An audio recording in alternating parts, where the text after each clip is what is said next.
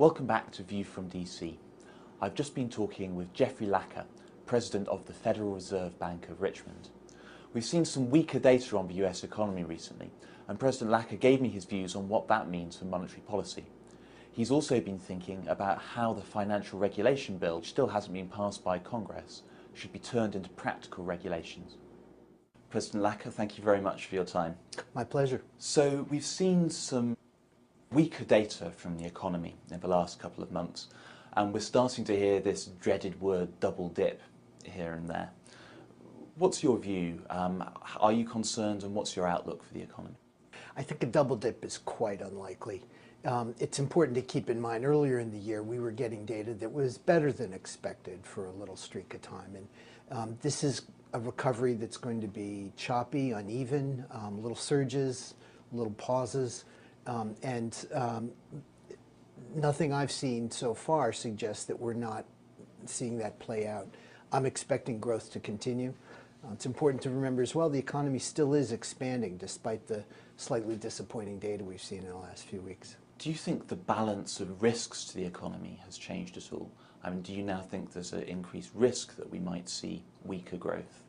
If anything, I do think there's maybe a notch higher risk of growth being for a couple of quarters below trend. But I don't think that's the most likely outcome. I still think we're headed back to growth in the 3% range. And what about inflation? What's the balance look like between the risk that inflation maybe starts to increase or that it continues to be very weak or even falls towards? I think we're in a reasonably good place on inflation. Core numbers have come in a bit firmer in the last couple of months, which suggests that we're going to be gravitating back to 1.5–2% range over the remainder of the year, barring some unforeseen shocks. And that's consistent with the stability of inflation expectations that we've seen throughout this period earlier this year when inflation numbers were on the low side. And what does all that imply for monetary policy? Well, I'm comfortable with rates very low where they are right now. Just how long they stay there is a matter of conjecture. It's going to depend on how the data comes in. I'm going to be looking for a time when growth is strong enough and well enough established that it'll be clear that higher rates are warranted. But the next move by the Fed will be a tightening rather than... Yes, I think it's a safe bet. And where do you stand on the issue, when the time eventually comes, of how the Federal Reserve should go about its tightening? So do you think the first thing is a rise in interest rates, or the first thing is maybe starting to reduce the size of the Federal Reserve's balance sheet and the assets that it built up during the crisis? That's a good question, and one about which there's been a lot of active discussion. I think there are some advantages to reducing bank reserves, draining bank reserves, reducing our balance sheet before we raise interest rates. And the reason has to do with just the confidence we can have about the effect of a change in interest rates on broader market interest rates and on the economy as a whole. I think we have a better idea of how that's going to work when reserve balances are low than if they remained high. Let's turn now to financial regulation, which is an area where you've been quite vocal. What do you think of the financial regulation bill, which has almost passed its way through Congress? It has its good points and it has its aspects that are going to be a challenge for us going forward to make them work. On the good side, I think restricting our lending powers, transferring them to the Treasury explicitly, emergency lending powers, is a good thing. I think the tighter capital restrictions will be a good thing. I think that reducing some of the impediments that were in the Gramm-Leach-Bliley legislation on our ability to look at non-bank entities is a good thing. More broadly, just the fact that it gets out of the way the uncertainty about what this whole thing was going to look like. On the challenging side, I'd point to resolution authority. I think it's going to be important for regulators to provide some clarity about how they tend to implement those powers, because the bill gives them a tremendous amount of discretion. And I think establishing this new consumer financial protection entity and working out how they relate to and interact with safety and soundness supervisors and agencies is going to be crucial as well, because there's the inevitable potential for tension between those two functions. So let's talk about the resolution authority. the wording of the bill is now going to have to be turned into practical regulations by organisations such as the Federal Reserve. What do you think are going to be the big issues in doing that? And what would you like to see, say, the shape of the regulations be? I think the crucial thing for regulators to pay attention to when they're writing the implementing regulations for the Resolution Authority is the clarity of expectations that market participants can have about how short-term creditors are going to be treated if one of these institutions is subject to this Resolution Authority and liquidation. Because ambiguity about that was just deadly over the last few years coming into this crisis. So being clear on when support will be forthcoming and being clear on when it won't be forthcoming, and hopefully that the latter is going to be the broader set of circumstances.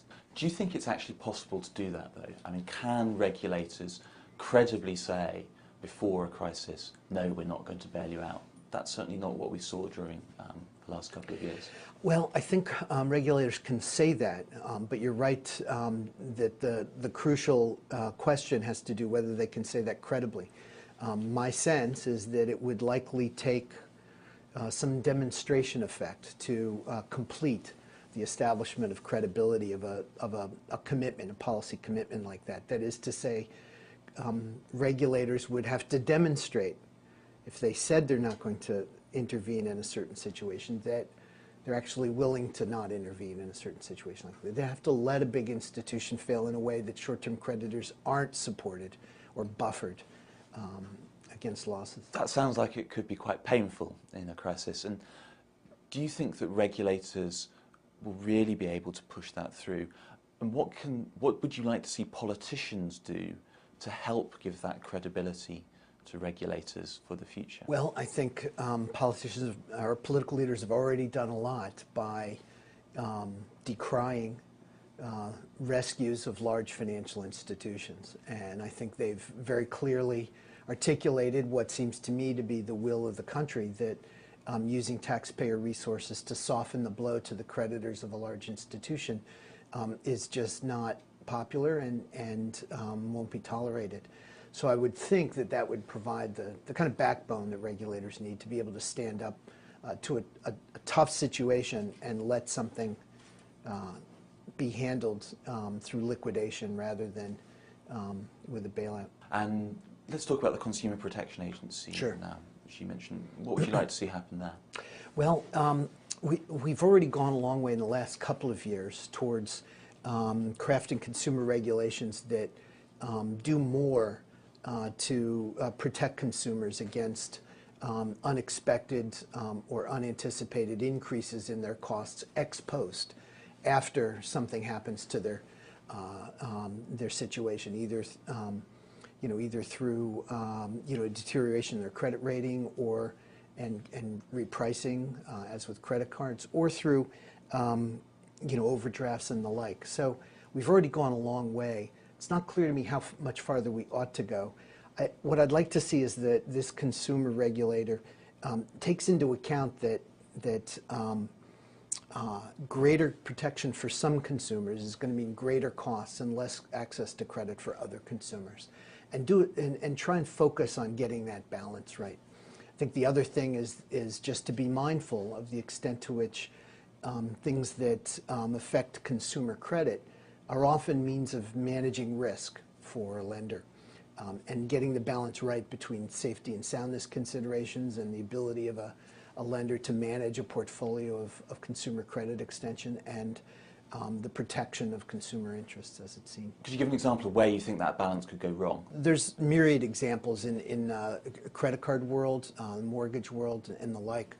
So here's an example: prepayment.